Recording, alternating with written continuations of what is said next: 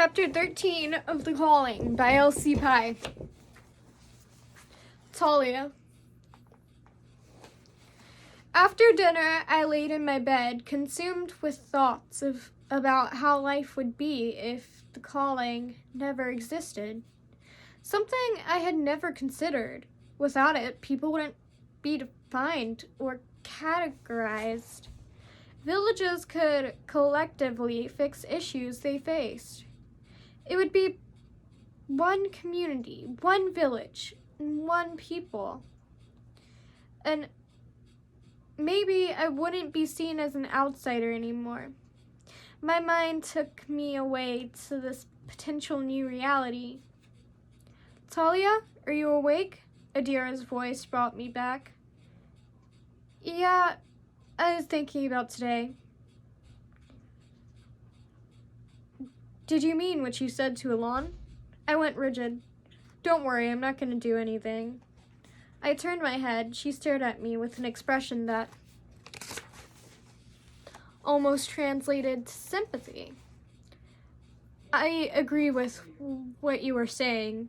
I had no words. Adira was not only talking to me, but she agreed with me that the calling might be the problem. Yes, I believe what I told Alon. I couldn't stop thinking about it today. Sitting up, I continued. Hatley, who knows how many other villages won't be able to thrive if they stay bound by the calling. The excitement for what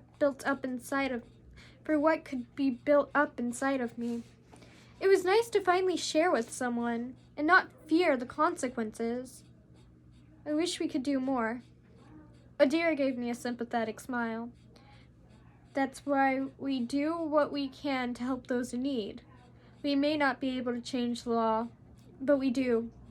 But we don't have to let it control our compassion for others. Trust me, what we're doing in Hatley will make a difference.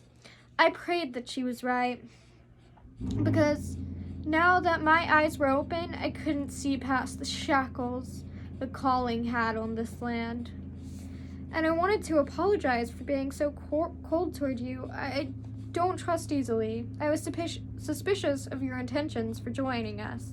She gazed up at the ceiling. You're right. Gil and I are different. I prefer the shadows.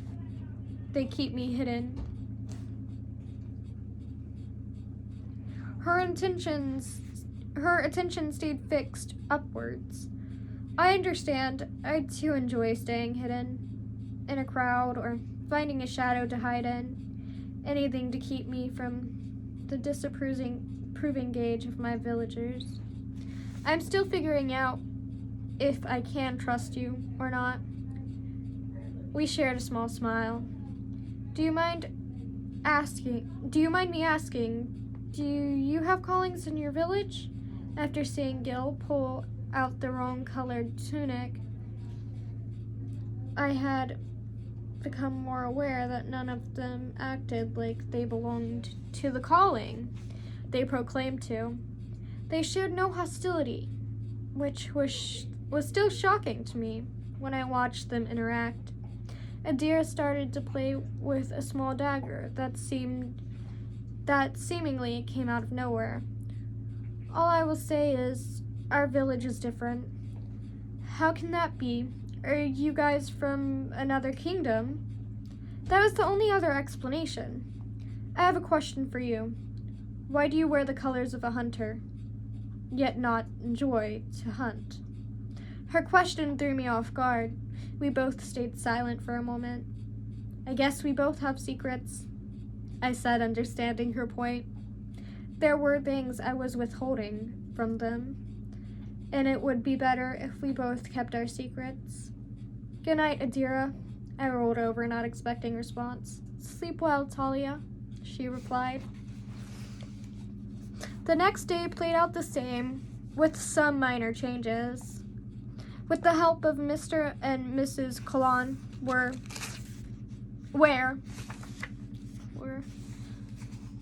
able to go out and ask around to see if there was an explanation for where this illness came from. The men had stopped making cots because the number of patients were manageable. Instead, Eaton, Gil, Nadav, and Alon made nutrient-rich meals to give to patients who were well enough to eat again. Adira and Hafsa continued to make batches of the tonic, while Raf and I checked on each patient and administered tonic. It hadn't been my choice to leave my post making the tonic, but someone had to take on Mr. and Mrs. Kalan's roles. Everyone had agreed it would be best for Hafsa to stay away from the villagers, especially since we found out that most of the elders were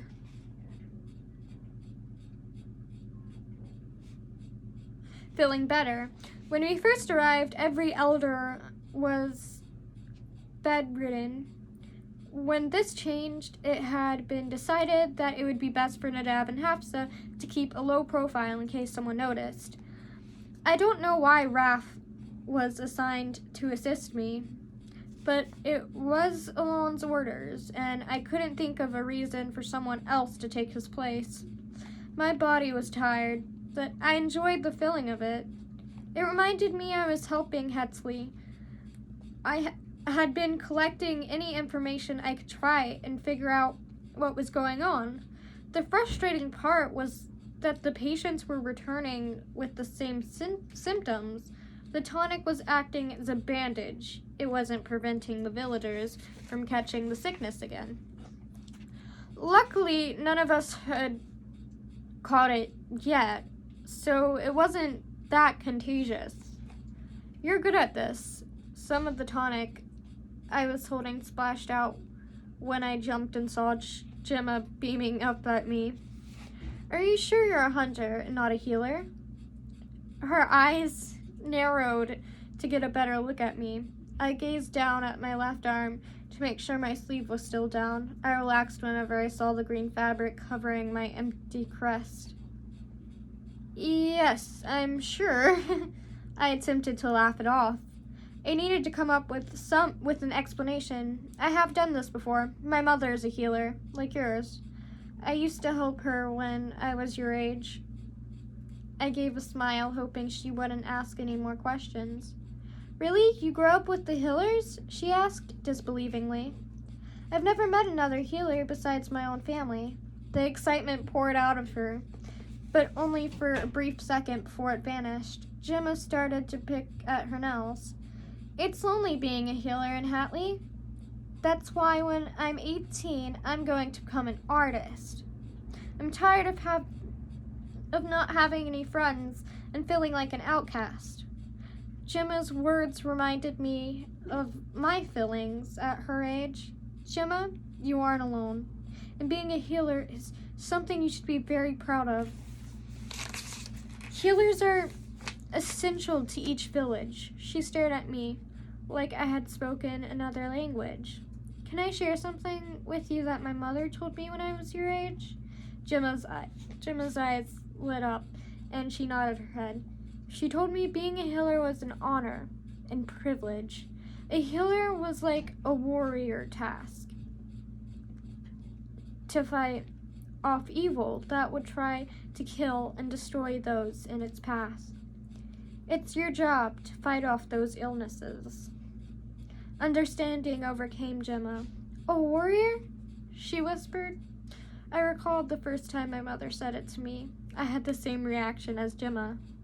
That was Mother always finding the silver lining in everything. She had a way of making everything have a purpose and connection. Connecting it to a bigger picture. Gemma played with the hem of her tunic. That still doesn't help me with having friends. My heart broke as I saw the familiar pain in her face that I had come to know as well. I know you feel like an outcast, but you're not alone. You do have friends. I'm your friend. Gemma brightened. You would be my friend? She asked. Of course. I took the necklace Jules made me from my neck and put it over Gemma's head. This is a sign of our friendship. I might be far away, but with the necklace you will always know I am with you, and you are never alone. Gemma grabbed onto the pendant with her small hands and smiled at me as a tear rolled down her cheek. I'll never forget you, Talia. She wrapped her small arms around my neck. I gave her a tight squeeze in return. She jumped from where we were sitting and ran over to her brother, showing him the necklace. I watched her run away and felt the sensation of being watched.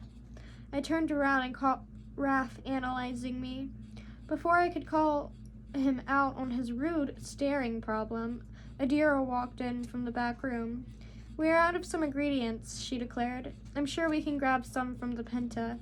I turned from Raph and walked to Adira. She opened the door to the back room and said something to Hafsa before closing it. Can I come? Gemma had bounded up to me and started to pull my arm. I gave Adira a questioning look, but she seemed unsure of what to say as well. I know exactly which stall you'll need to go to. Gemma peered up at me expectantly. It's okay. She goes all the time with our mother, Andres commented from the side of the room where he was switching out bedding on a cot. Please, Gemma begged while puckering her bottom lip. Okay, I relented. That was a short chapter.